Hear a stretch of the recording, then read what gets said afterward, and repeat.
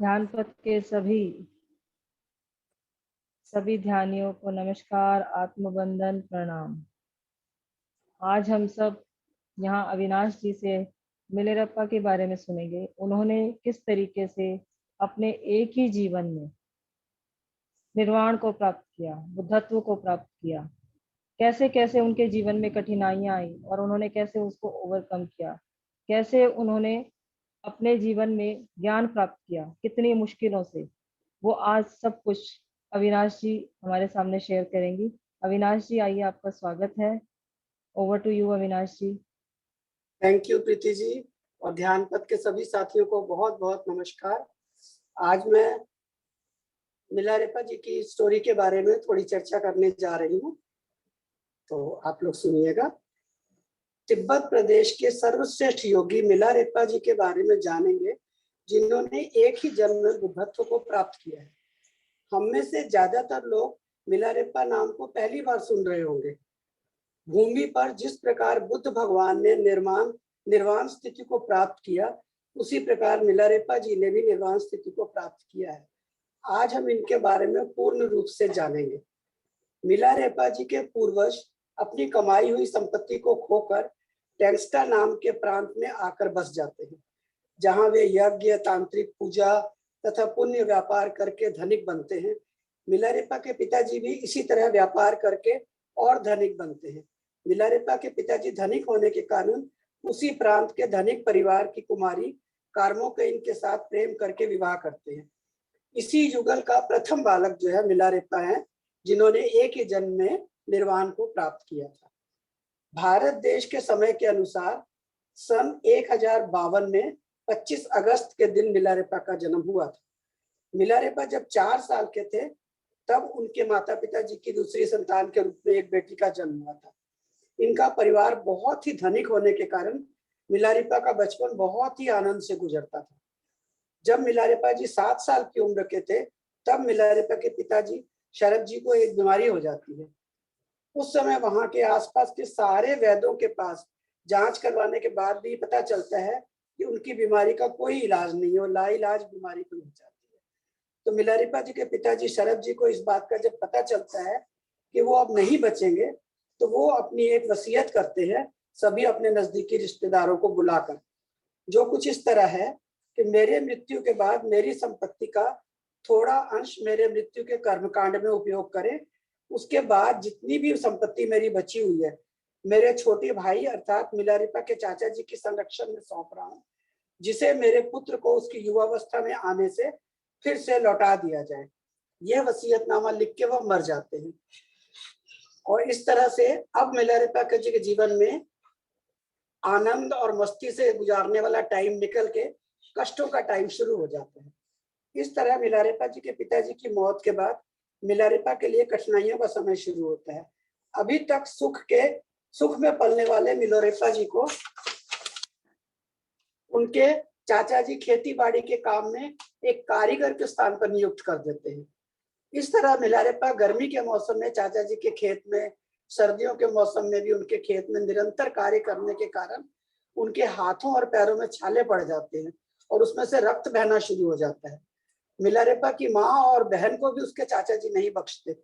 वो भी उनको घरों में नौकरानी का काम करवाना शुरू कर देते हैं और अंत में भोजन के समय दिया जाने वाला खाना भी इतना बासी और बेस्वाद होता है कि जिसका सेवन शायद एक जानवर भी नहीं कर सकता। लेकिन मजबूरी है, अब सब कुछ होते हुए भी उनके पास आज कुछ नहीं है, तो वो इस हालत में भी किसी न किसी तरह जीवन यापन कर रहे हैं। इस तरह कई साल बीतने के बाद मिलारेप्पा जब 15 साल के होते हैं, तब उनको खेती बाड़ी के नाम से एक छोटा सा भाग उसके चाचा जी देते हैं। इस खेती में बार्ली की फसल उगा के कमाई का प्रारंभ करते हैं मिलारेप्पा जी, जिसकी मदद से मिलारेप्पा की माँ गांव भर में भोजन समारोह का आयोजन करती है, जिसका उद्देश्य उसका सिर्फ ये होता है कि सारे गांव वालों को पता लग जाए कि अब मिलारेप्पा जवान हो गया है और उसके चाचा जी को बाध्य किया जाए कि पिता की वसीयत के अनुसार उसे जो चीजें हैं उसकी वो उसको दी जाए। लेकिन चाचा जी उसके जो है वो कोई ऐसी मतलब नहीं लगता कि करेंगे। तो उनकी माँ की मांग यही है कि वो सबके समक्ष अपनी मांग रख के अपने बच्चे को उसकी संपत्ति दिलवाना चाहती है। पर जो भाई के संरक्षण में वो संपत्ति दे के गए थे उसके पिताजी, यह सुनने के बाद मिलारेपा के चाचा जी गुस्सा हो जाते हैं कि मैं संपत्ति वापस करूं। वो कहते हैं आप कहाँ है आपकी संपत्ति, आपके देखभाल में इतने सालों में सब खर्च हो गई, अब कुछ भी नहीं बचा। अब आप ही देखिए, आप ही हमसे ज्यादा धनिक है। वो मिलारेपा की माता जी कहते हैं मेरे से ज्यादा रईस तो आप हो, क्योंकि आप भोज का आयोजन कर रही हो, मैं तो ऐसा कुछ भी नहीं करता हूँ। तो आप मेरे से ज्यादा रईस हो, मेरे पास आपके पति का दिया हुआ कुछ भी बाकी नहीं है, आप तीनों के पालन पोषण में सब कुछ खर्च हो चुका है। और बड़े क्रोध में बोलते हैं मिलारेपा, और उनकी माँ और बहन के ऊपर भी हाथ भी उठा देते हैं और उसके बाद वहां से चले जाते हैं। यह अपमान सहन ना कर पाने की वजह से मिलारेपा की माँ बहुत रोती है, और इस दृश्य को देखकर गांव के सभी लोग भी बहुत ज्यादा दुखी होते हैं और निश्चित करते हैं कि मिलारेपा को अच्छी शिक्षा दी जाए ताकि वो अपनी जिंदगी में उन्नत अवस्था में पहुंच सके। इसलिए वे लोग एक समान चंदा सभी मिलकर इकट्ठा करके मिलारेपा जी को एक विद्यालय में भर्ती करवाते हैं, जहां वो शिक्षा पाने के लिए जाते हैं। एक दिन मिलारेपा विद्यालय से घर आते वक्त बहुत ही आनंद में गाना गाते हुए आ रहे हैं। यह देखकर मिलारेपा की माँ कहती है तुम्हें इतना सारा आनंद कहाँ से आ रहा हुआ है, हमारे साथ हुआ अपमान क्या तुम भूल गए हो। ऐसा कह के मिलारेपा की माँ को मारते मारते उसकी माँ भी बेहोश होकर गिर जाती है। उसकी माँ के दिल में जो उसका और उसके बच्चों का अपमान हुआ है उनके देवर के थ्रू, वो भूल नहीं पाती है, और उसके लिए उसको इतना दुख है, इतनी अंदर से ज्वाला है अग्नि की, कि वो अपने बच्चे को ही मारते मारते बेहोश होकर गिर जाती है। थोड़े समय बाद जब माँ होश में आती है तब मिलारेपा अपनी माँ की ओर देखते हुए पूछता है कि माँ आप खुश रहो, उसके लिए मैं क्या करूं। तब उसकी माँ कहती है कि हमारा अपमान तुम्हारे चाचा चाची ने किया है, इसलिए हमें भी उनका अपमान करना है, जिसके लिए तुम शुद्र विद्या की प्राप्ति करनी चाहिए। मिलारेपा की माँ की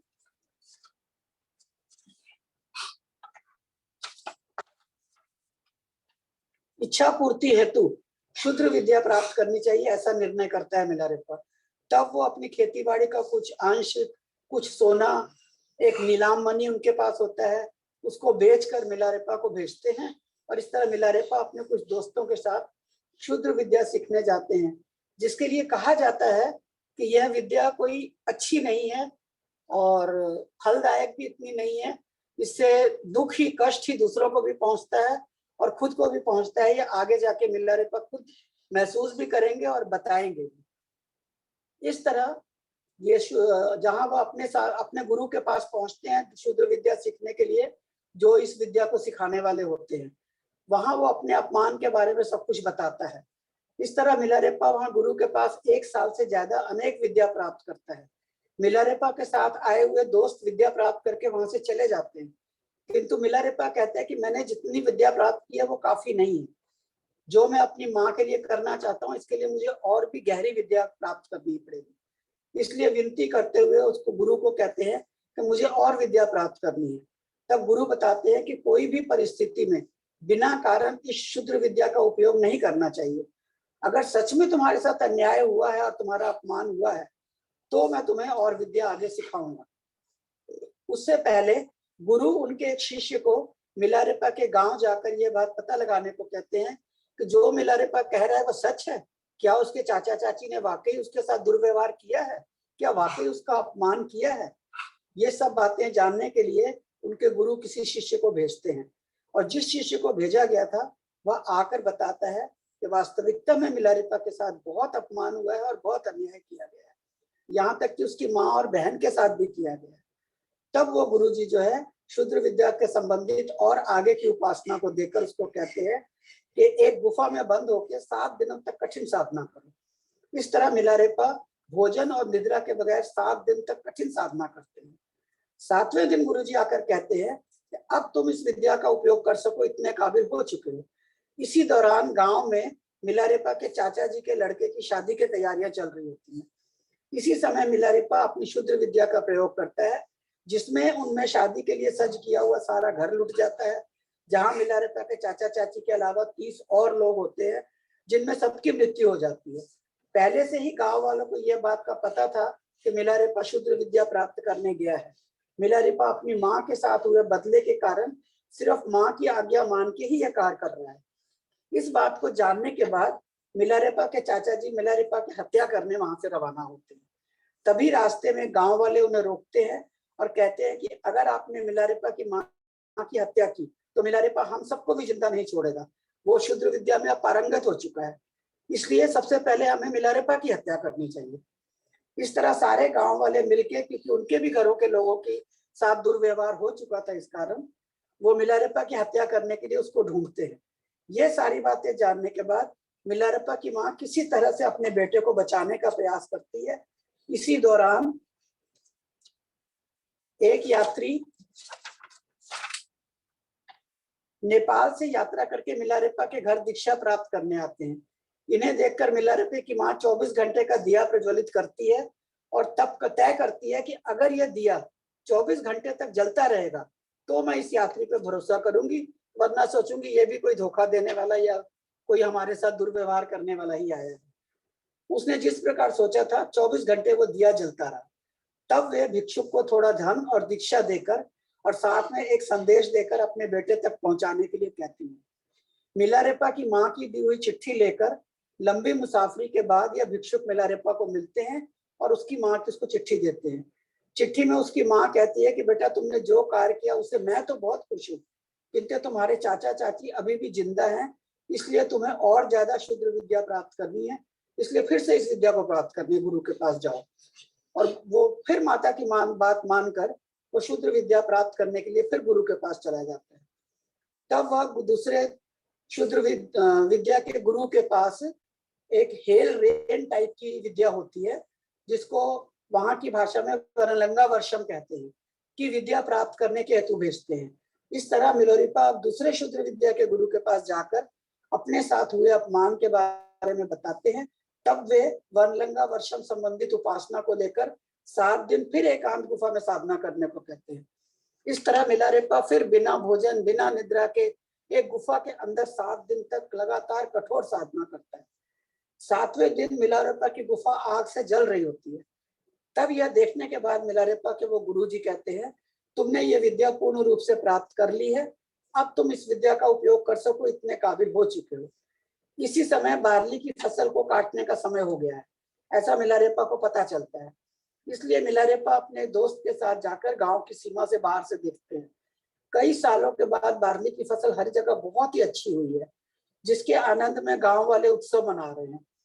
इस दृश्य को देखकर मिलारेपा के अंदर फिर बदले की भावना जाग जाती है और यही सही वक्त है ये सोच के वो अपनी विद्या वनलंगा वर्षम, जो हिल रेन है, स्नोफॉल हिमपात टाइप का है, का उपयोग करने का निर्णय लेता है। इस तरह इसी दौरान सारे गांव में भारी मात्रा में बारिश होकर उस तरह अपनी विद्या का प्रयोग करते हैं, जिसके कारण सारे गांव की बार्ली की फसल जो है वो नष्ट हो जाती है। जो गांव वाले खुशी से उत्सव मना रहे थे, अब वो एक तरह से मातम मना रहे हैं, उनके चेहरे पर निराशा के बादल छा गए हैं। और फिर गांव वाले गौर करते हैं कि आसपास के किसी गांव में ना तो हिमपात हो रहा है, ना ही फसलें नष्ट हो रही है, ना कुछ हो रहा है, सब कुछ बिल्कुल सही है। जो कुछ हो रहा है सिर्फ हमारे ही गांव में हो रहा है। वो फिर समझ जाते हैं कि जरूर ये मिलारेपा फिर आ गया है और ये हमारे फसलों को नष्ट कर रहा है, और इसके पीछे पूरी तरह मिलारेपा का हाथ है। इसलिए फिर वो मिलारेपा की हत्या करने के लिए, उसको ढूंढने के लिए जुट जाते हैं सभी गांव वाले मिलकर। तब उनको पता चलता है कि गांव के बाहर की एक गुफा में मिलारेपा रह रहा है, जिसकी हत्या करने सब वहां जाते हैं। इस बात की खबर मिलारेपा के एक दोस्त को मिल जाती है, जो मिलारेपा को वहां से चले जाने को कहता है और स्वयं मिलारेपा है कह के ढोंग करते हुए वहां से भाग जाता है। मिलारेपा मार्ग में गुरु के पास जाते वक्त यह सोचता है कि सिर्फ मेरी और मेरी माँ की खुशी के लिए मैं इतने सारे लोगों की मृत्यु का कारण बनाऊं और इतनी सारी संपत्ति और धन और फसलों का मैं नष्ट करने का कारण मैं ही हूँ, जिसके फलस्वरूप मैंने अनंतमय पाप का घड़ा बहुत ही थोड़े समय में भर लिया है। इस पाप से बाहर आने के लिए मुझे फौरन ही जानना होगा कि असली सत्य क्या है। धर्मोपदेश जानना जरूरी है। अब उसका शूद्र विद्या से दिमाग हट के असली धर्मोपदेश की ओर जाता है और इस तरह मिलोरिपा जो है शूद्र विद्या दिए हुए गुरु के पास जाते हैं। 2 दिन के बाद शूद्र विद्या के गुरु मिलोरिपा के पास बहुत ही दुखी होकर आते हैं और बताते हैं कि इसी गांव में एक धनिक उनकी देखभाल करते थे। जिनकी 2 दिन के पूर्व बीमारी के कारण मृत्यु हो गई है।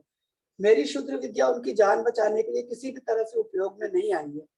अभी तो शूद्र विद्या के प्रयोग के कारण तुमने अनंतमय पाप का घड़ा भर लिया है। इसे हमें तुरंत ही जानना चाहिए कि सत्य क्या है, धर्म को जानना चाहिए। इसलिए गुरु कहते हैं कि तुम यहीं रहकर मेरे परिवारजनों का ख्याल करो और मैं धर्मोपदेश जानकर आता हूँ, या फिर मैं अपने परिवारजनों का ख्याल रखता हूँ और तुम जाकर धर्मोपदेश प्राप्त करो और जानकर आओ। तब मिलोरिपा सत्य साधना और धर्मोपदेश प्राप्त करने के आशय से वहां से प्रस्थान करती हैं।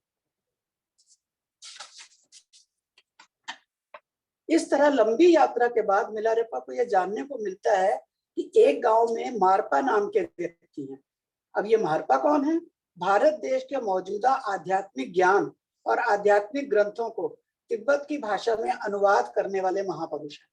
इतना ही नहीं, तांत्रिक विद्या में भी असामान्य कुशलता इन्होंने प्राप्त की हुई है।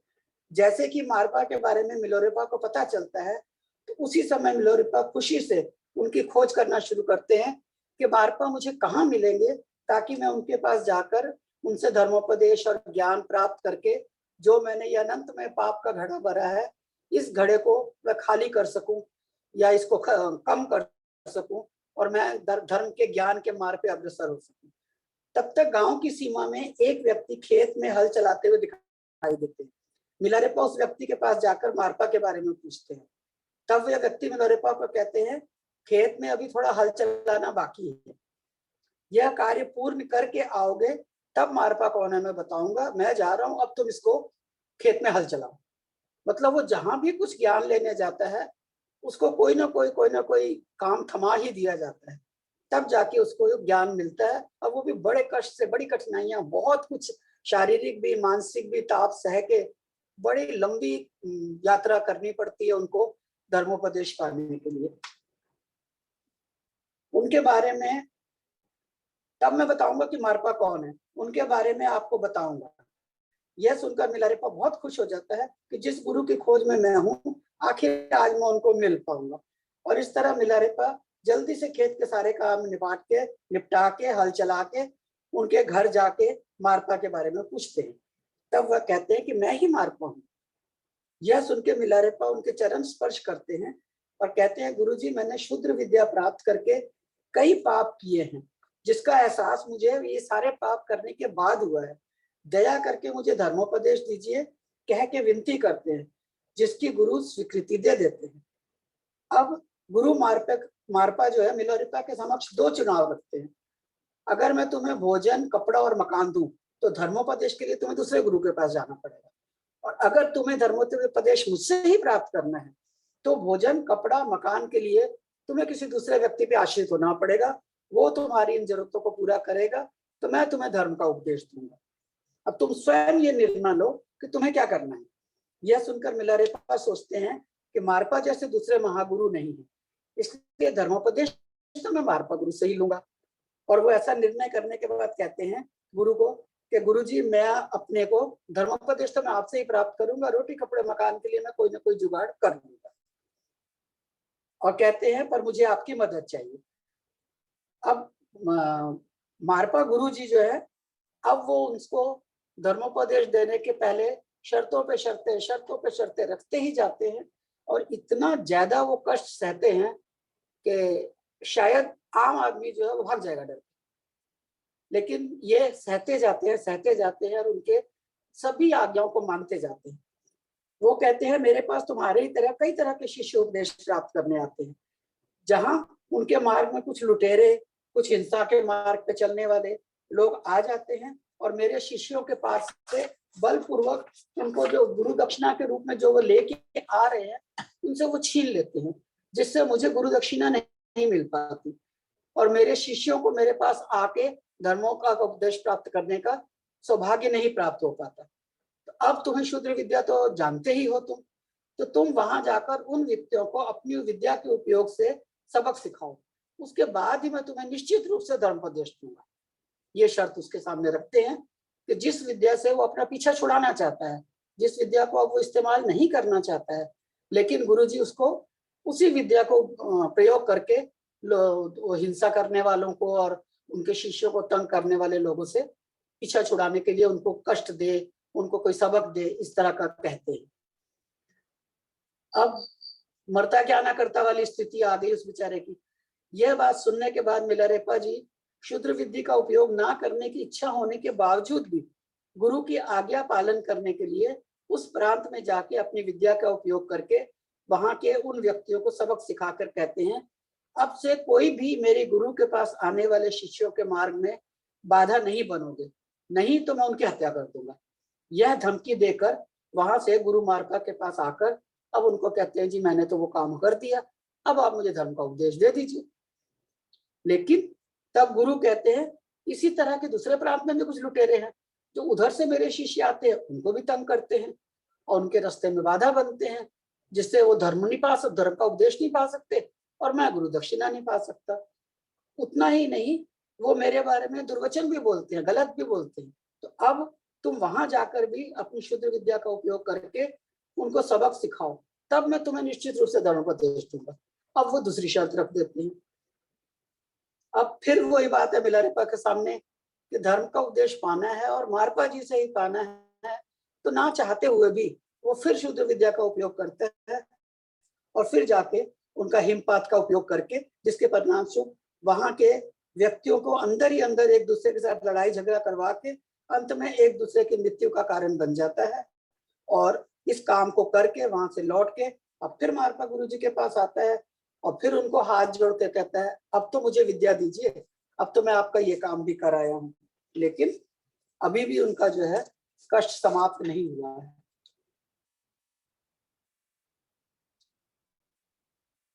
अब वो कहते हैं मारपा गुरु के, अब जो है ठीक है, तुम मेरे लिए मेरे पुत्र के लिए घर का निर्माण कर दो। जिस दिन तुम मेरे पुत्र के लिए घर का निर्माण पूरा कर दोगे, उस दिन पक्की बात मैं तुम्हें निश्चित रूप से धर्मोपदेश दूंगा। अब उन्होंने तीसरी शर्त भी रख दी। अब ये सुनकर मिलारेपा जी रोने लग पड़ते हैं और रोते रोते गुरु जी से कहते हैं, आपके दिए हुए कार्यों की पूर्ति में अगर मैं धर्म का उपदेश प्राप्त किए बिना मर गया तो मेरे किए हुए पापों की वजह से मैं नरक में जाऊंगा। और यह कह के मिलारेपा जार जार रोने लग पड़ता है। और तभी गुरु मारपा कहते हैं, तुम धर्मोपदेश प्राप्त किए बिना नहीं मरोगे, ये मेरा वचन है। ये मैं तुम्हारे लिए एक तरह से वरदान है कि तुम धर्म का उपदेश जरूर प्राप्त करोगे, और उसके लिए मैं जो भी तो कहूंगा तुम्हें वो तुम्हें करना पड़ेगा, उसके बाद ही मैं तुम्हें उपदेश दूंगा। तब मिलारेपा क्या करते, मारपा के पुत्र के लिए घर बनाना शुरू कर देते हैं।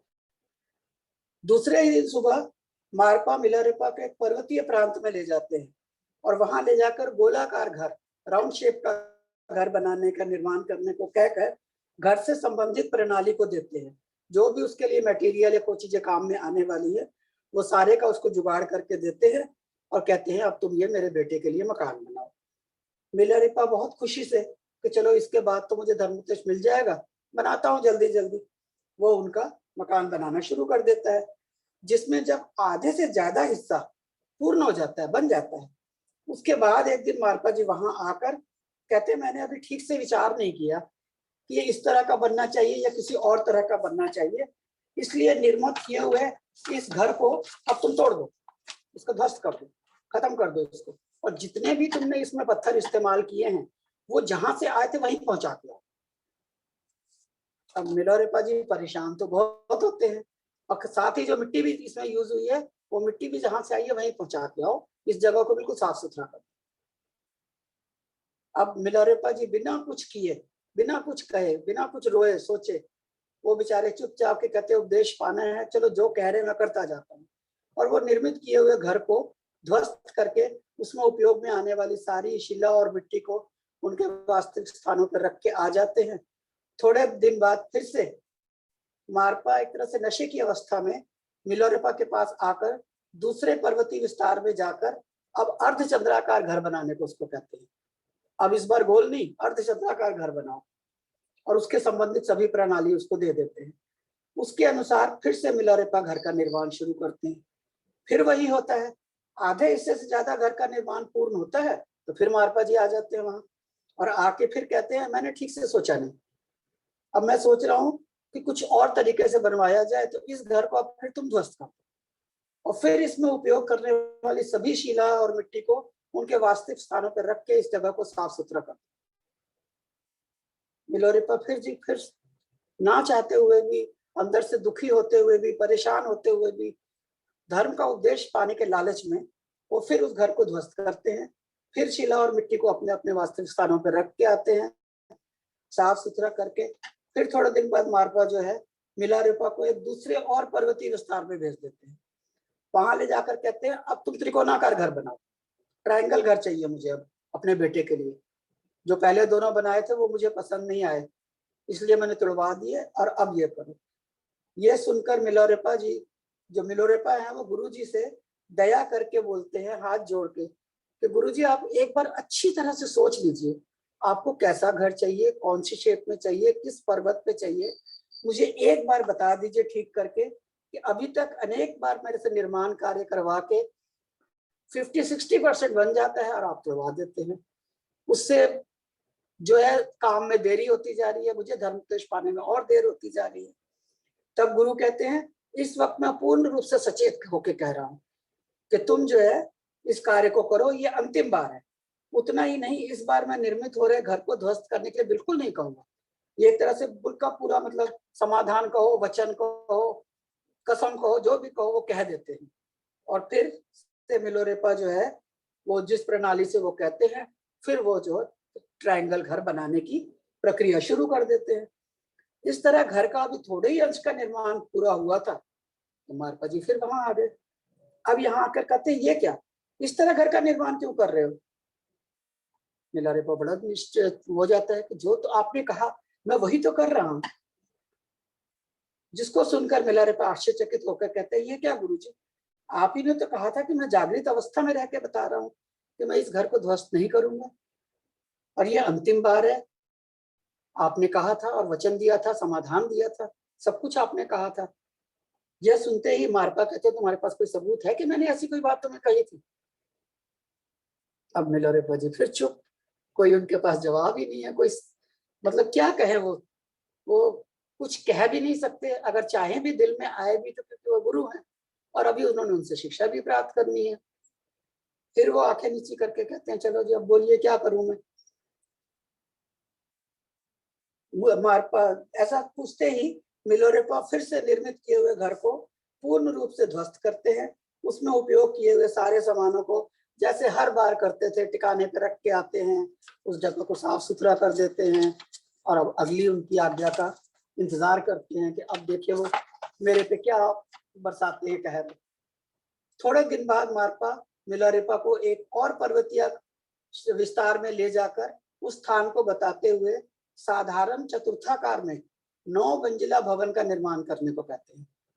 अब उनको जो है चतुर्थाकार में चाहिए, ना ट्रायंगल भी खत्म और गोल भी खत्म और अर्धचंद्राकार भी खत्म। अब एक और नई मांग उन्होंने कर दी। इतना ही नहीं, इस निर्माण कार्य को पूर्ण करने के बाद मैं पक्की तरह से तुम्हें धर्म का उपदेश दूंगा और तुम्हारी साधना के समय तुम्हें भोजन, कपड़ा, मकान, तुम्हारी हर जरूरत जो जिसके लिए मैंने पहले शर्त रखी थी कि मैं सिर्फ धर्म का उपदेश दूंगा, बाकी तुम बाहर से अरेंज करोगे। इस बार मैं तुम्हें वचन देता हूँ कि मैं तुम्हारे सारे कामों की, दोनों चीजों की, तुम्हारे खान पान रहन की भी और तुम्हारे उसकी भी, धर्म की भी जिम्मेवारी मैं लेता हूँ और ये आखिरी बार है, तुम जो है ये जरूर करो। सुन लो रिप्पा जो है फिर उत्सुक होके निर्मित हो रहे भवन के निर्माण के कार्य में कहता है आप ना गुरु माता को बुला लीजिए। गुरु माता एक बार साक्षी रूप में आ जाएं ताकि फिर बाद में आप ये ना कह सके कि कौन था, इसके सामने मैंने कहा कोई गवाह है तुम्हारे पास। तो उससे बचने के लिए आप गुरु माता को बुला लीजिए और उनके सामने मुझे वचन दीजिए कि इस मकान का निर्माण करने के बाद आप मुझे धर्म का उपदेश देंगे। तो गुरु माता जी को बुला लिया जाता है, मारपा की जो पत्नी है उनको, उनकी स्वीकृति मारपा दे देते हैं। मिलारेपा मारपा जी की धर्म पत्नी को निर्माण कार्य के रूप में, साक्षी रूप में गवाह बनाकर इस भवन का निर्माण अब शुरू करते हैं, जो कि मंजिला भी है और चतुर्थाकार भी है। इतनी देर में मारपा जी के 3 पुराने शिष्य एक बड़ी शिला को उठाकर मिलारेपा को देकर जाते हैं कि इस शिला की पूजा हमारे गुरु करेंगे तो अच्छा रहेगा। यह कहकर इस शिला को उस घर के सबसे नीचे वाले भाग में, तल भाग में रख दिया जाए, ये स्थापित करने को और उस घर को निर्मित करने को कहते हैं। मिलारेपा शिष्यों की आज्ञा मान जाता है, शिष्यों की सलाह कि गुरु जी ने कहा होगा तभी तो आया है, तभी तो ये शिष्य आए हैं और इन्होंने मुझे शिला दी है। वो उसको तल घर में रखकर और जैसे उन्होंने कहा था उस तरह करके भवन का निर्माण शुरू कर देता है। एक दिन मारपा जी वहां आकर घर का परीक्षण करते हुए कहते हैं, ये शिला कहां से आई? जैसे वो पूछते हैं, मिलारेपा फिर हैरान कि अब क्या मुसीबत आई। अब मिलोरेपा कहता है, जी आपके पुराने शिष्य इसे लेके आए थे और समाधान में कहते थे कि ये शिला जो है वहां पे रख दो। तो जैसे उन्होंने कहा मैंने वैसा किया, जिसको सुनते ही मारपा जी कहते ये शिला तो यहाँ काम नहीं आएगी, इसलिए उसे वहां से हटाओ। जिसको सुनकर मिलारेपा इस बार निर्मित हो रहे घर के निर्माण कार्य को आप ध्वस्त नहीं कराओगे ऐसा आपने कहा था। अब अगर मैं शिला हटाने के लिए जाता हूँ तो मुझे उसको ध्वस्त कराना पड़ेगा, क्योंकि शिला को रखने के बाद मैंने निर्माण कार्य शुरू किया था। तो अब मैं जहां तक पहुंच गया हूं मुझे फिर वो सारा तोड़ना पड़ेगा। यह सुनने के बाद मारपा कहते हैं, मैं अपने शिष्यों को तुम्हें श्रमिक के रूप में दे दूंगा, तुम्हारे को मैं और लेबर दे दूंगा, मेरे शिष्य आके तुम्हारी सहायता करेंगे, पर ये तो तुम्हें शिला हटानी ही पड़ेगी। मैंने तो नहीं कहा था तुम्हें कि भाई तुम शिला रखो, तुमने शिष्यों की बात मानी है।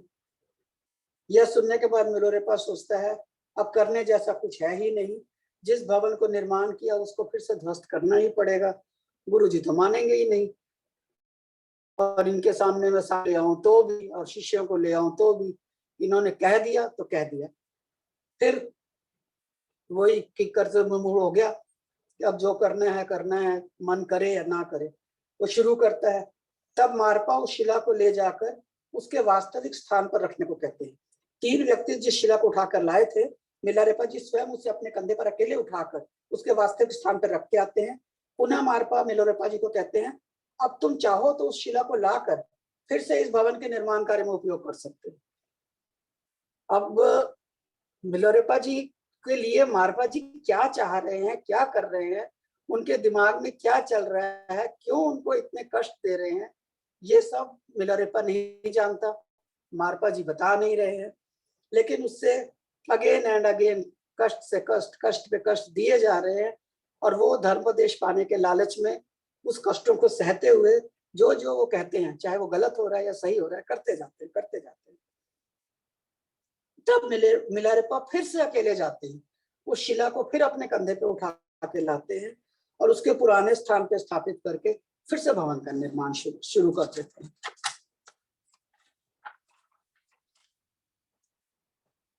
इस दौरान एक शिष्यों का दल धर्मोपदेश प्राप्त करने के हेतु गुरु मारपा के पास आता है, जिसकी ज्ञान मारपा जी की पत्नी को होती है, जिसके दिल में मिलारेपा के लिए एक सॉफ्ट कॉर्नर है। तो वो मिलारेपा को ये सूचित करती है कि धर्मोपदेश पाने के लिए एक शिष्यों का झुंड आया है और मिलारेपा मारपा जी जो है उनको अब शिक्षा का, धर्म का उपदेश देंगे। यही योग्य अवसर है, तुम ये उपदेश प्राप्त करने आ सकते हो। उनके बताए अनुसार मिलारेपा शिष्यों के दल में जाकर बैठ जाते हैं। मिलारेपा को देखते ही मारपा जी, उपदेश प्राप्त करना है तो गुरु दक्षिणा में कुछ देना होगा, ऐसा कहते हैं। तुम्हारे पास क्या है? मारपा जी प्रश्न पूछते हैं, जिसके उत्तर में मिलारेपा जी कहते हैं, आपके पुत्र के लिए मैं भवन का निर्माण इतने समय से कर रहा हूँ। यह सुन के मारपा कहते हैं, तुम जो मिट्टी की दीवारों का निर्माण कर रहे हो उसके बदले में इतना पवित्र धर्मोपदेश चाहिए तुम्हें? यह करके मारपा जी मिलोरेपा के ऊपर हाथ उठाते हुए, उसके सिर से उसके बालों को पकड़ते हुए, जमीन पे घसीटते हुए उसे उस हॉल से बाहर फेंक देते हैं जहां वो धर्मोपदेश करने के लिए शिष्य बैठे होते हैं। इस तरह हुए अपमान को स्मरण करते हुए मिलारेपा सारी रात रोते रहते हैं। यह दृश्य देखने के बाद मारपा जी की धर्मपत्नी मिलारेपा के पास आकर, आपके गुरु आपके साथ इतना कठिन बर्ताव क्यों कर रहे हैं, यह मुझे समझ में नहीं आ रहा है। अतः वो तो ऐसे हैं कि हमारे द्वार पे अगर कोई कुत्ता भी आ जाए तो उसको भी वो दीक्षा देकर भेजते हैं और पूरी तरह संतुष्ट करके भेजते हैं, पर तुम्हारे विषय में ऐसा क्यों हो रहा है? ना तो मुझे समझ में आ रहा है, ना मैं उनसे पूछ सकती हूँ और ना ही मुझे ज्ञात है। मेरे पास इतनी प्रगढ़ विद्या नहीं है कि मैं जान सकूं कि मारपा जी आपके साथ ये क्यों कर रहे हैं।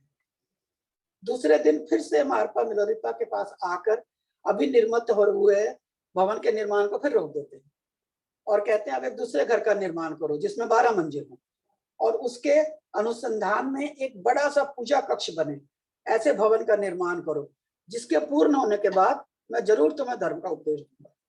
और तुम निश्चित रूप से धर्मोपदेश पाओगे, ये मैं तुम्हें वादा करता हूँ। मारपा के बताए अनुसार मिलारेपा फिर से उसको ध्वस्त कर देता है और नए भवन का निर्माण शुरू कर देता है। इसी समय फिर से एक शिष्यों का दल धर्मोपदेश प्राप्त करने के हेतु गुरु जी के पास फिर से आता है, मारपा जी के पास, जिसका जानकारी गुरु माँ को दी है। और गुरु माँ जो है फिर मिलारेपा को सूचित करती है, क्योंकि वो उसको अपने बच्चे की तरह मानने लग पड़ी है। उसके दिल में उसको बहुत तरस आ रहा है, इसके साथ बहुत कष्ट दिया जा रहा है, इसको बहुत अन्याय किया जा रहा है। तो वो उसको सूचित और बताते हुए कि इस बार तुम्हें किसी भी रूप से उपदेश प्राप्त करना ही है। इसके लिए गुरु दक्षिणा में एक तांबे का पात्र और माखन और साथ में देते हुए उसको भेजती है। और वो गुरु माँ अपनी तरफ से देती है, क्योंकि उसके पास तो कुछ होता ही नहीं है। फिर से मिलोरेपा उस शिष्य के दल में जाके बैठ जाते हैं। जैसे ही मिलोरेपा देखते हैं, फिर गुरु दक्षिणा के लिए पूछते हैं क्या लाए हो। तब मिलोरेपा बहुत ही विनम्रता से वह तांबे का पात्र और माखन देते हुए दिखाता है उनको, जिसे देखकर मारपा क्रोध में आकर कहते हैं, गुरु दक्षिणा यानी तुम्हें अपने आप से कमाए हुए धन में से कुछ देना, वो तुम्हारी गुरु दक्षिणा मानी जाएगी।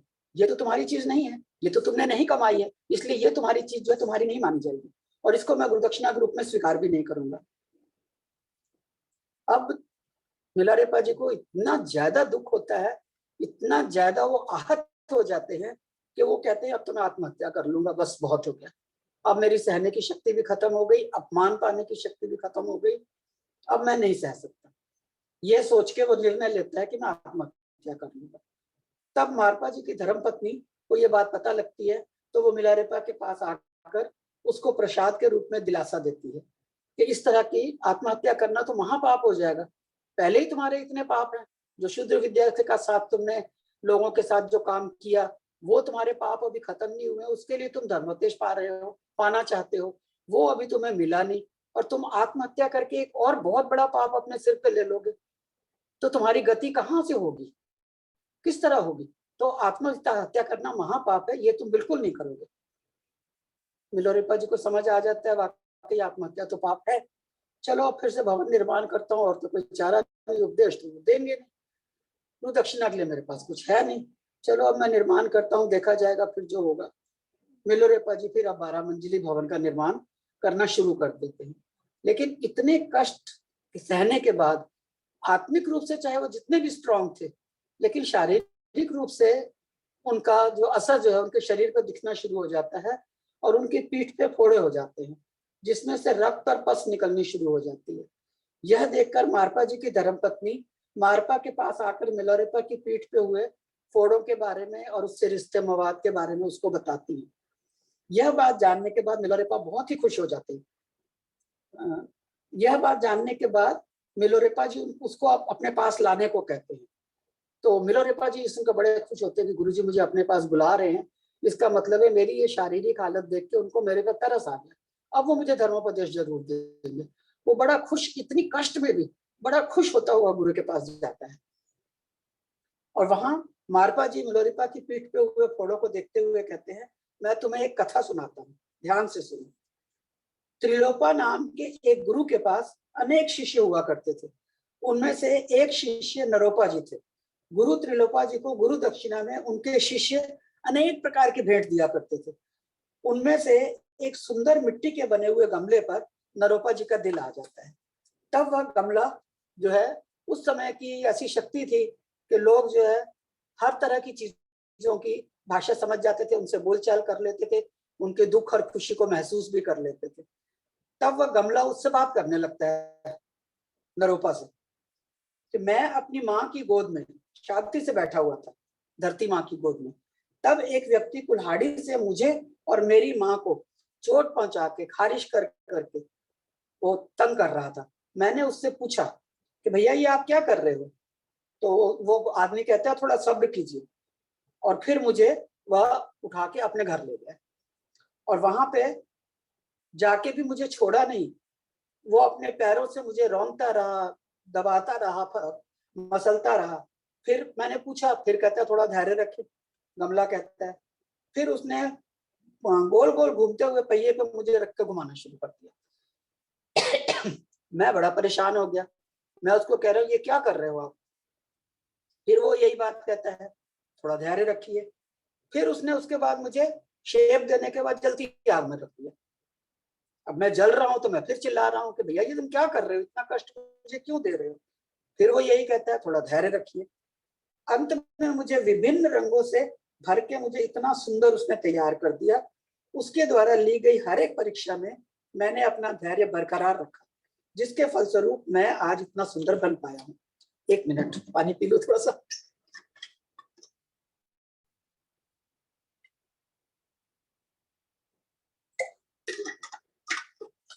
समय भी आप देख लीजिएगा, जहां आप कहेंगे इसको मैं रोक दूंगी।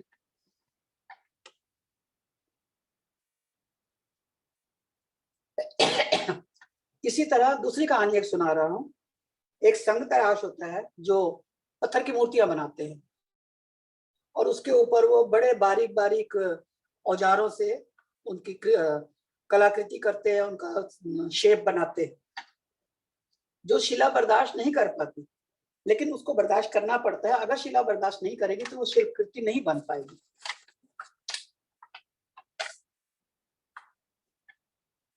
इसी प्रकार गुरु द्वारा ली गई परीक्षा को जो शिष्य सहन नहीं कर पाता, वह आत्मज्ञानी नहीं बन पाता। तो उसको इनडायरेक्टली अब मिलारेपा को मारपा जी ये समझा रहे हैं कि तुम्हें मैंने जितने भी कष्ट दिए हैं वो तुम्हें आत्मज्ञानी बनाने के लिए दिए हैं। इन कष्टों के बाद ही तुम आत्मज्ञानी बन सकते हो, नहीं तो तुम्हारे लिए आत्मज्ञानी बनना मुश्किल है। ऐसा कह के मारपा मिलोरिपा जी को थोड़े दिन आराम करने को कहते हैं और वहां से चले जाते हैं। इस तरह मिलोरेपा थोड़े दिन विश्राम करते हैं, जिसके बाद फिर से मारपा मिलोरेपा के पास आकर कहते हैं, अगर तुम्हें धर्मोपदेश प्राप्त करना है तो फिर से उस भवन के निर्माण को शुरू करो। इतनी देर में मिलोरेपा की पीठ पे फिर से फोड़े हो जाते हैं, जिसमें फिर से रक्त और मवाद बहने लगता है। मिलारेपा के दुख को देखकर मारपा जी की धर्मपत्नी मिलारेपा के पास आकर कहती है, मैं अब तुम्हें एक सलाह देती हूँ। कल सुबह तुम अपनी चीजों को लेकर अपने घर जा रहे हो, ऐसा अभिनय करो। तब मैं तुम्हें नहीं जाने के लिए विनती करूंगी, रोकूंगी। यह देखकर हो सकता है कि तुम्हारे गुरु जी का मन परिवर्तित हो जाए और मारपा जी तुम्हें धर्मोपदेश देने को मान जाए। इस तरह का उसको सलाह देती है। उन्होंने जिस तरह सोचा था उसी प्रकार दूसरे दिन सुबह मिलारेपा अपनी सारी चीजों को लेकर अपने गांव लौटने की एक्टिंग करते हैं, नाटक करते हैं, अभिनय करते हैं। तब मारपा जी की धर्मपत्नी आकर उसको कहती है कि तुम मत जाओ। इस तरह आधा ज्ञान लिए हुए, बिना ज्ञान लिए हुए तुम जिस लक्ष्य की प्राप्ति के लिए यहाँ आए हो उसको छोड़कर मत जाओ। मारपा जी पूछते क्या हुआ है, क्या बातें कर रहे हो तुम दोनों।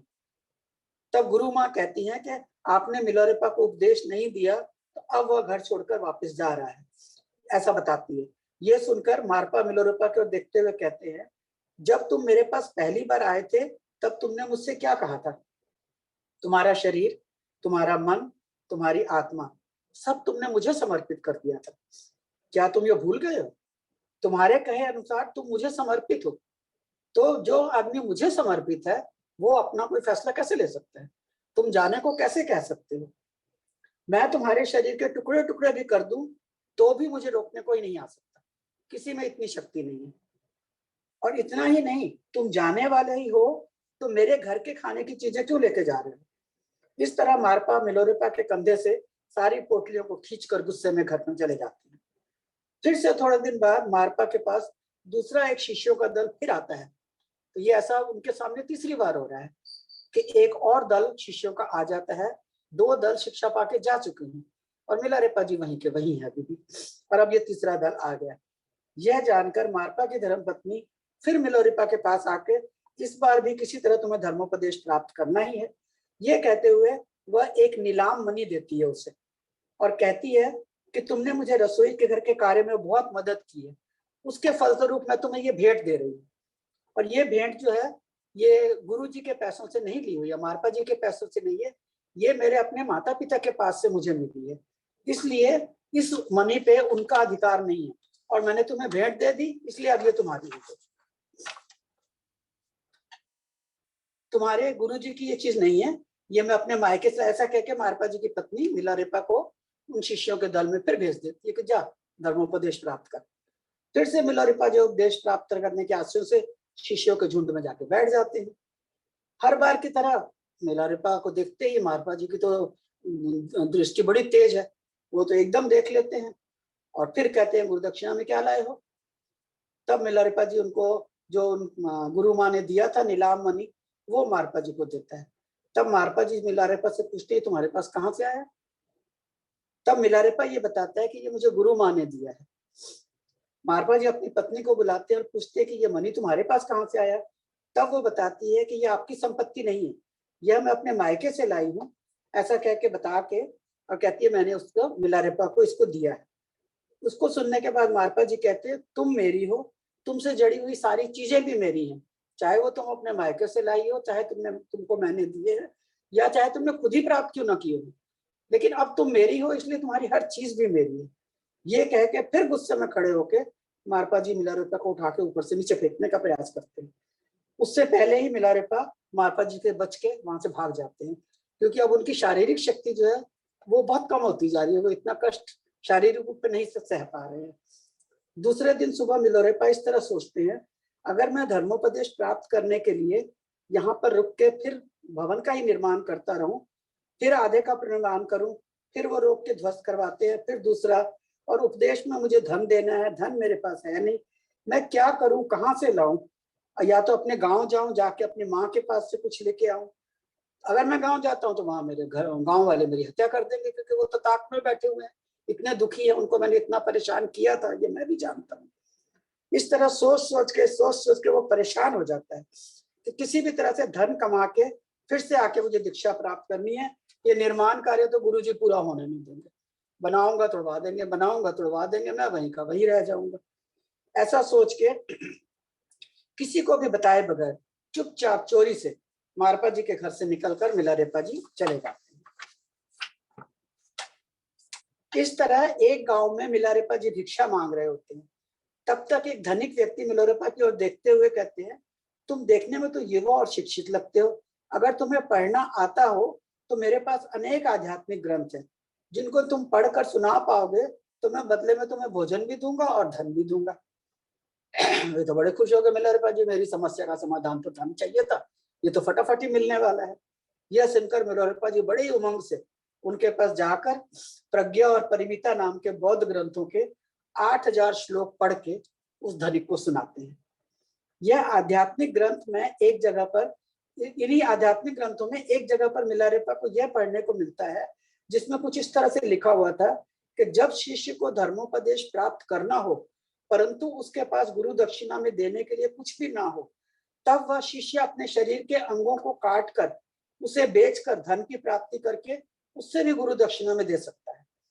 इतना ही नहीं, आखिर में अपने शरीर का अति महत्व अंग यानी हृदय को भी देने के लिए उसे प्रॉम्प्ट होना चाहिए, फुर्तीला होना चाहिए, दृढ़ निश्चय होना चाहिए कि मैं चाहे मुझे अपना हृदय ही क्यों ना देना पड़े, पर मैं गुरु दक्षिणा के लिए भी दे सकता हूँ।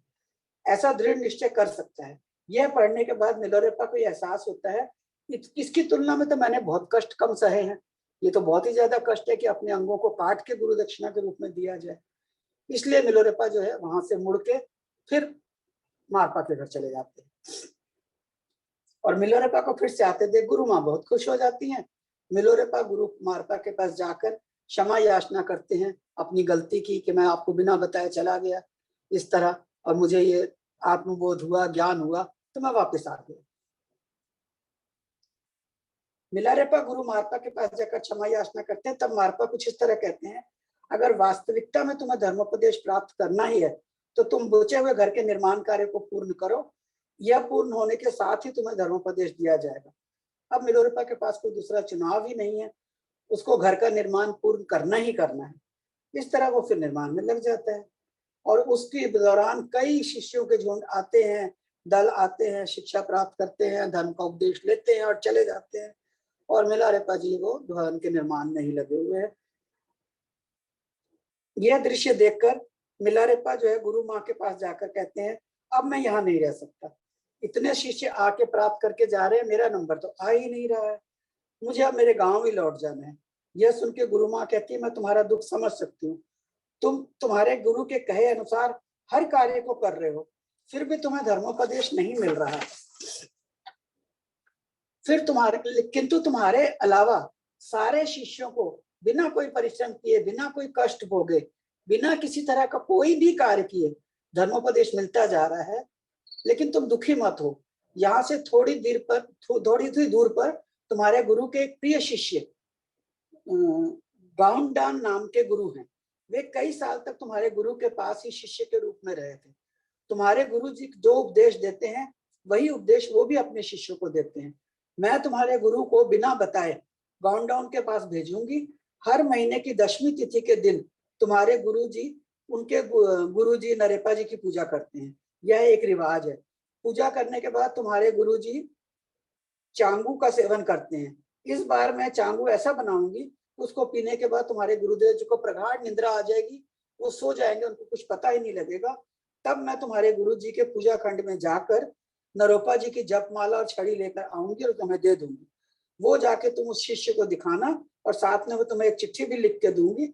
इस प्रकार तुम्हें उस पे हस्ताक्षर और मुहर लगा के भी दूंगी, ताकि सभी काम पुख्ता रूप से हो, उस शिष्य को कोई शक भी ना हो और तुम्हें वो जरूर जो है धर्मोपदेश देगा।